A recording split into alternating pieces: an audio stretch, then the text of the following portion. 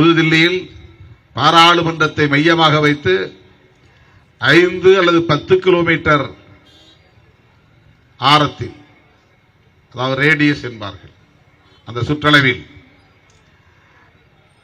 Internet எதுவுமே வேலை செய்யாமல் முடக்கிவிட்டார்கள்.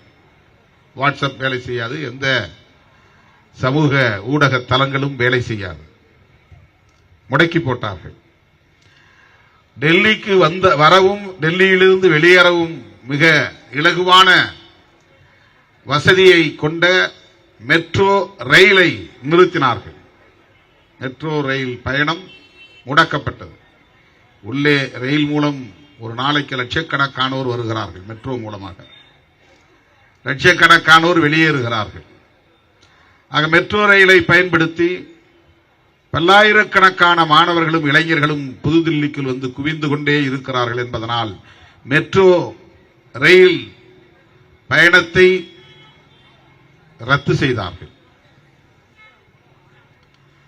அதன் பிறகு துணை ராணுவ வீரர்களை மேலும் மேலும் கொண்டு வந்து குவித்துக் கொண்டே இருந்தார்கள்.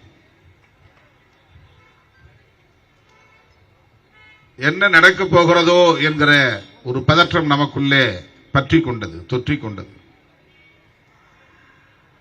எங்கு பார்த்தாலும் மக்கள் திரள், எந்த பேருந்து நிறுத்தத்தை பார்த்தாலும் ஆயிரக்கணக்கில் நிற்கிறார்கள். மெட்ரோ சர்வீஸ் இல்லை, இருந்தால் அதில் பல பேர், பாதிக்கும் மேற்பட்டவர்கள் ஏறி பயணமாகி விடுவார்கள். அத்தனை பேரும் உள்ளூர் பேருந்துக்காக காத்து கிடக்கிறார்கள், அல்லது வாடகை ஓலா ஊபர் போன்ற வாடகை வண்டிகளுக்காக காத்து கிடக்கிறார்கள், ஆட்டோவுக்காக காத்து கிடக்கிறார்கள். ஆகவே கடைசி ஒரு 3-4 நாட்கள் அல்லது 5 நாட்கள், 20ஆம் தேதியிலிருந்து 24ஆம் தேதி வரையில் டெல்லியின் பதற்றம் நாளுக்கு நாள் கூடியது.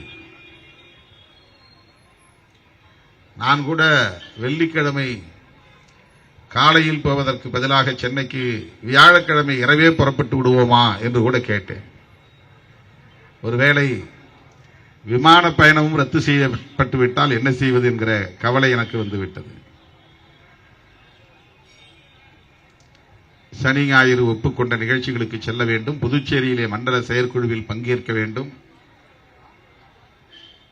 எனவே வெள்ளிக்கிழமை போவதற்கு பதிலாக வியாழக்கிழமை இரவே நள்ளிரவுக்கு மேல் எந்த விமானம் கிடைத்தாலும் அதை பிடித்து போய்விடுவோமா என்று எண்ணத்தக்க வகையில பதற்றம் கூடியது.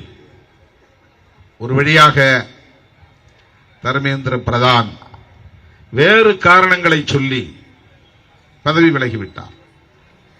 வினாத்தாள்கள் கசிவுக்கு நான் தான் பொறுப்பு என்று அவர் பதவி விலகவில்லை. டெல்லியில் சட்டம் ஒழுங்கு சீர்கெட்டு விடுமோ என்கிற கவலை, இந்த ஆர்ப்பாட்டத்தில் மாணவர்கள் என்ற பெயரால் பல்வேறு தீவிரவாத அமைப்புகளை சார்ந்தவர்கள் ஊடுருவி வருகிறார்கள், அவர்களால் பொதுமக்களுக்கு பேராபத்து நேர்ந்துவிடும் என்கிற அச்சம் எனக்கு மேலிட்டு இருக்கிறது. ஆகவே அப்படி ஒரு நிலை உருவாகிவிடக் கூடாது, சட்டம் ஒழுங்கை பாதுகாக்க வேண்டும் என்கிற நல்லெண்ணத்தின் அடிப்படையில் தான், அந்த பொறுப்புணர்வோடு தான் பதவி விலகுகிறேன் என்பதை முதன்மையான காரணங்களாக அவர் முன்வைத்து பதவி விலகி இருக்கிறார். எப்படியோ சிஜேபி முன்வைத்த கோரிக்கை வெற்றி பெற்றுவிட்டது. எப்படியோ யாராலும் வளைக்க முடியாது என்று இருமாப்போடு இருந்தவர்கள் வளைக்கப்பட்டு விட்டார்கள். பணிய மாட்டோம் என்று கர்வத்தோடு இருந்தவர்கள் பணிந்து விட்டார்கள். எவராலும் எம்மை அசைத்து கூட பார்க்க முடியாது என்று வழக்கம் போல செயல்பட்டவர்கள் அசைக்கப்பட்டு விட்டார்கள், அசைந்து கொடுத்து விட்டார்கள். இது ஒரு புதிய வரலாறு. இதனை யார் சாதித்தார்கள் என்பதல்ல, இதனால் யாருக்கு பேரும் புகழும் கிட்டும் என்பதல்ல பிரச்சனை. இதனால் யாருக்கு பெரிய அரசியல் பயன் கிடைக்கும் என்பதல்ல பிரச்சனை. ஆனால் தொடர்ந்து 3வது முறையாக வெற்றி பெற்ற பாஜக,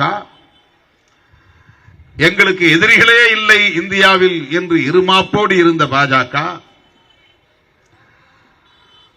காங்கிரசும் பலவீனமடைந்து விட்டது, மாநில கட்சிகளும் ஆங்காங்கே தோல்வி அடைந்து முடங்கி போய்விட்டன என்ற இருமாப்போடு இருந்த ஒன்றிய ஆட்சியாளர்கள் இன்றைக்கு பணிந்து சரணடையும் நிலை ஏற்பட்டிருக்கிறது. காலம் அத்தகைய தீர்ப்பை வழங்கி இருக்கிறது. இதுதான் நாம் கவனிக்க வேண்டிய ஒன்று.